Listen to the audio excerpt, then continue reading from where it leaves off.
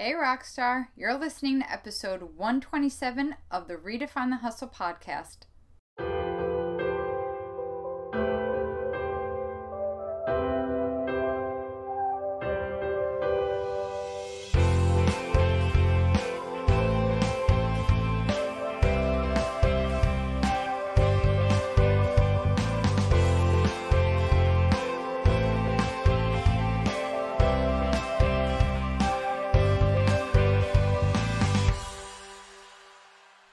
Welcome to episode 127 of the Redefine the Hustle podcast, Redefining Life After Lockdown. My name is Suze, founder of the Rockstar Advocate and a growth mindset and productivity coach for music industry professionals of all kinds. And before I dig in, I gotta get this out because time is running out. For those of you that might have missed last week's episode, I want to just take a moment to explain that the 2023 Rockstar Life Planner is now on pre-sale, but we're doing things differently this year. Not only will I cease selling the physical 2023 Rockstar Life Planner to the public as of September 30th, it's currently discounted at a fantastic rate, over 50% off, but only until this Sunday, September 18th. As of September 19th, the price goes up to its full price of $45. So if you want your physical copy of the 2023 Rockstar Life Planner, act now. The link is in the caption below in the show notes, and you can also go to my website, therockstaradvocate.com. But to make sure there's no confusion, number one, the digital version of the Rockstar Life Planner will always be available on my website to purchase. You can print it out or you can download it and upload it to the free app GoodNotes 5 and use it as a digital planner. You can write in it with your stylus or type directly into it using that app. Second thing is, this is not the end of the planner. Next year, when I do the 2024 pre-sale, you will also have a small window to purchase the physical planner. So I'm just condensing the time in which I sell these physical planners to the public. After September 30th, they will only be available to give to my clients, which is why I created it in the first place.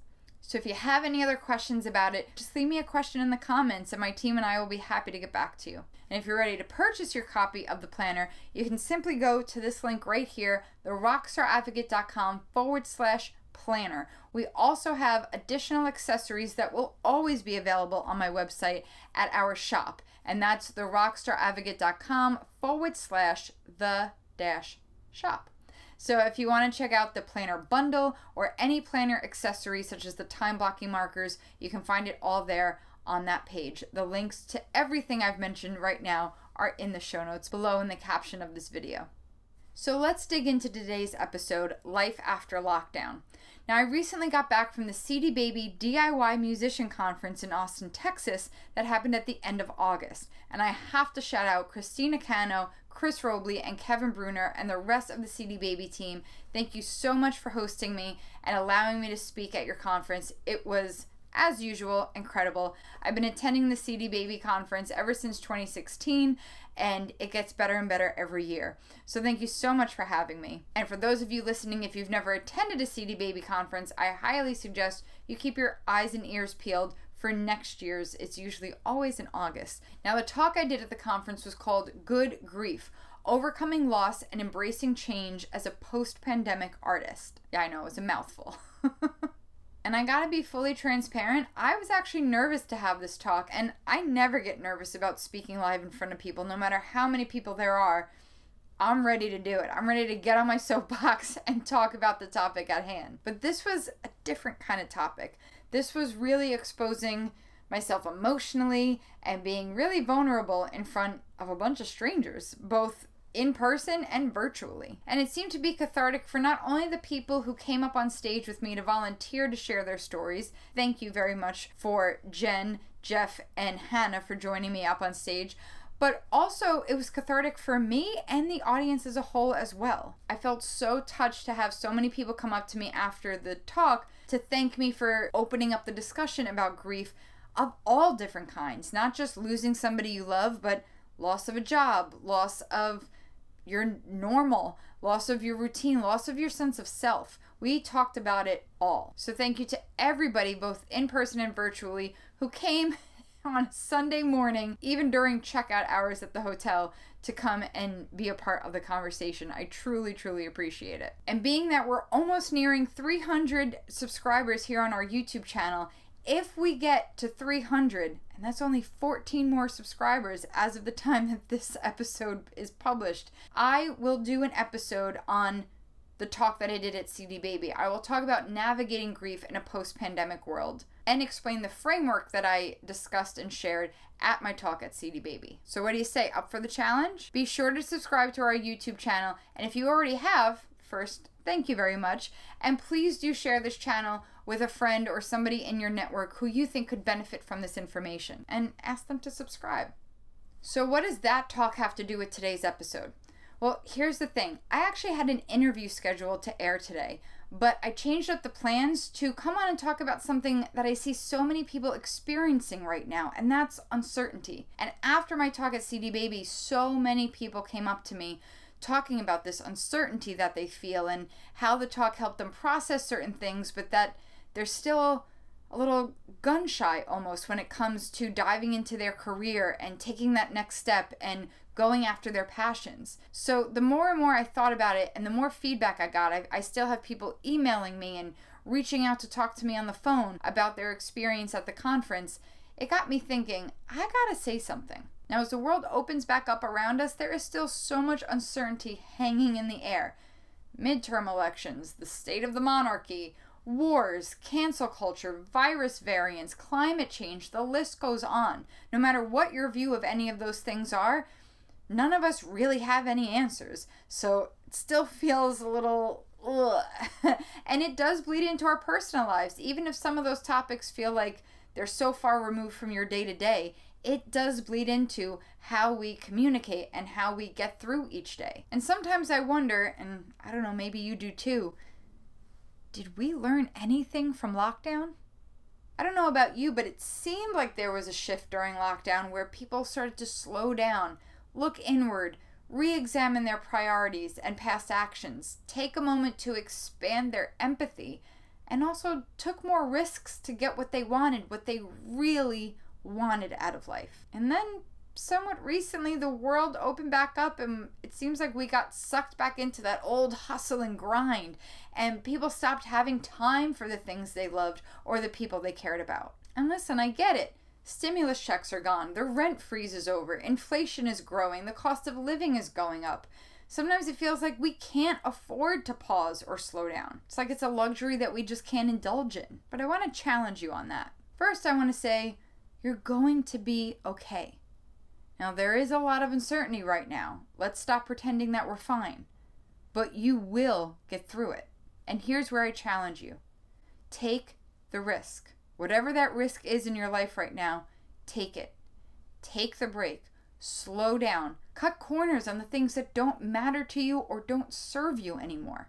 Let go of the perfectionism. It's only weighing you down. And I say this as a type A recovering perfectionist. Believe me, it is only weighing you down. Get messy. Learn to enjoy the mess because that's where the best lessons are. Allow yourself to be inspired. And the inspiration, it's in the mess. Maybe you had to go back to that job that you hate. Take a day off and do only things that you love. Maybe you have kids who demand all of your time and attention. Sit them in front of the TV or lean on somebody in your orbit to come look after them for just a few hours and do something for you. Be selfish. Maybe you have a chronic illness and you can't control when an uptick of symptoms hits. Tell someone about it and ask for help. Maybe your job or schoolwork is piling up and you're going to miss a deadline. Explain to whomever you need to explain it to that life happens and thank them for their understanding, and then accept whatever consequences are going to come from it. Those consequences don't define you, and this is all temporary. Play hooky.